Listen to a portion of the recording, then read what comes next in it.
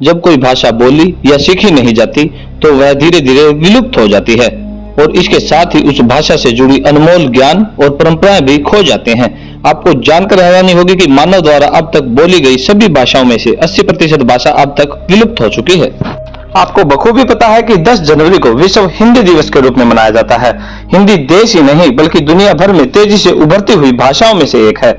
भारत के अलावा Mauritius, Fiji, Suriname, Guyana, Trinidad एवं टोबैगो और नेपाल समेत कई अन्य देशों में भी हिंदी का अच्छा खासा चलन है। हिंदी को इसका नाम फारसी शब्द हिंदी से ही मिला है, जिसका अर्थ है सिंधु नदी की भूमि। 14 सितंबर 1949 को भारत सरकार ने हिंदी भाषा को राजभाषा के रूप में स्वीकार किया था। इसे मनाने के लिए 14 सितंबर को हिंदी दिवस के रूप में मनाया जाता है।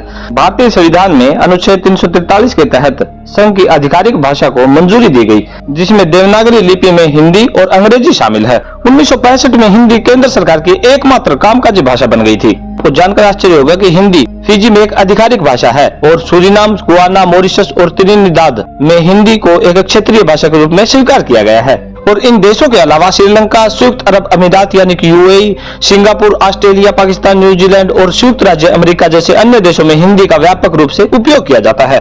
2024 की रिपोर्ट के मुताबिक मंदारिन, चीनी, स्पेनिश और अंग्रेजी के बाद हिंदी को दुनिया की चौथी सबसे अधिक बोली जाने वाली भाषा माना गया है।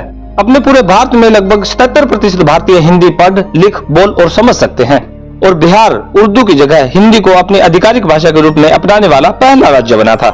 हिंदी प्राचीन भारतीय भाषा संस्कृत का प्रत्यक्ष वंशज है। और आपको जानकर आश्चर्य होगा कि दुनिया भर में कुल 176 विश्वविद्यालयों में हिंदी पढ़ाई जाती है, जिसमें से अकेले 45 विश्वविद्यालय तो सिर्फ अमेरिका में ही है।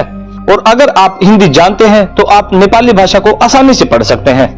योग, क्रम, खाकी, पायजामा और मंत्र जैसे शब्द हिंदी में लिखे गए हैं। पूरी दुनिया में भारत के अलावा भी 25 से ज्यादा पत्र पत्रिकाएं रोज हिंदी में निकलते हैं।